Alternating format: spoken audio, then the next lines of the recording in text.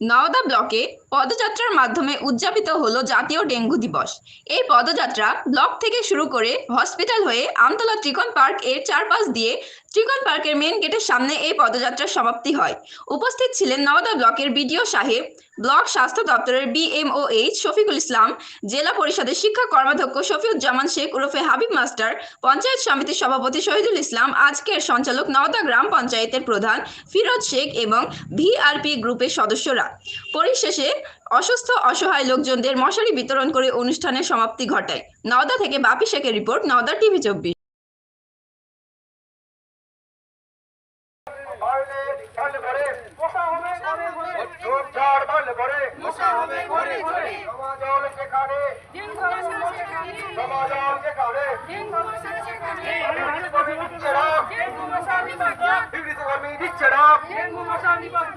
জমা জল রাখবো না।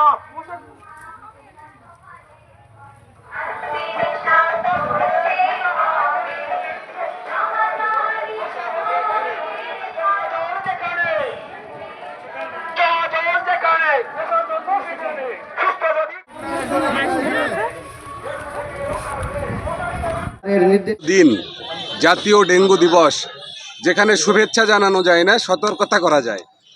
তো সতর্ক করছি সকলকে।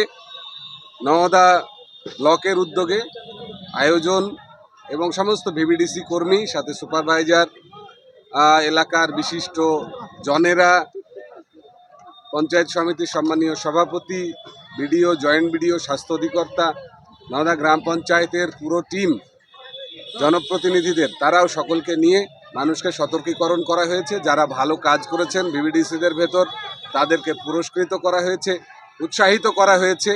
অনেক বেশি সার্ভে করে, প্রচার করে মানুষকে যাতে সচেতন করে এবং মানুষ যাতে এই প্রাণঘাতী ডেঙ্গু মশার হাত থেকে রক্ষা পায়। সকলকে ধন্যবাদ জানাবো, বিশেষ করে নওদা প্রশাসনকে, পঞ্চায়েত সমিতিকে, নওদা গ্রাম পঞ্চায়েতকে, যে তারা উদ্যোগ নিয়ে আয়োজন করেছেন। এটা ভীষণ দরকার, বেশি বেশি প্রচার দরকার, আরও বেশি প্রচার হোক, মানুষ সুস্থ থাকুক, স্বাস্থ্য নিয়ে থাকুক। সকলকে ধন্যবাদ। আজকের এই জাতীয় ডেঙ্গু দিবসের শুভ উদ্বোধন কীভাবে করলেন? শুভ উদ্বোধন আমরা প্রথমেই সমবেতভাবে সকলকে সাথে নিয়েই, আমাদের কর্মীরা, ওয়ার্কাররা, আমরা আমতলা নিমতলা বাস স্ট্যান্ড, সেই বাস স্ট্যান্ডে পরিক্রমা করেছি ত্রিকোণ পার্ক, এবং তার পরে পরেই ত্রিকোণ পার্কের ভেতরে বসে সকলকে নিয়ে সতর্কের বার্তাই দেওয়া হয়েছে, সাবধানের বার্তা দেওয়া হয়েছে। সকলে নিশ্চিতভাবে আমার মনে হয় আজকের যে কর্মসূচি সেটাকে পজিটিভলি, ইতিবাচকভাবে গ্রহণ করেই বাড়ি ফিরেছে এবং সেটা পালনও হবে।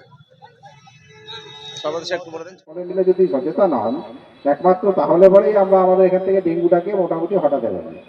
তার জন্য কি দরকার, যে আমরা চাইবো যে আমাদের আশেপাশে পরিবেশটা যেন পরিষ্কার থাকে, কোথাও আমরা নোংরা জমা জল জমতে দেবো না, এবং যে প্লাস্টিকের যে আবর্জনা, যে বোতল যেখানে একটা জায়গায় জমা করব, সঙ্গে অন্য যারা আমাদের এখন বিধি কিছু জানতে হয়, স্বাস্থ্য ভালো রাখতে গেলে,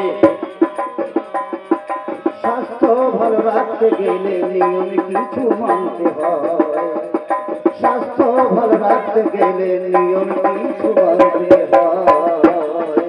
যেমন খাবার আগে সাবান দিয়ে হাত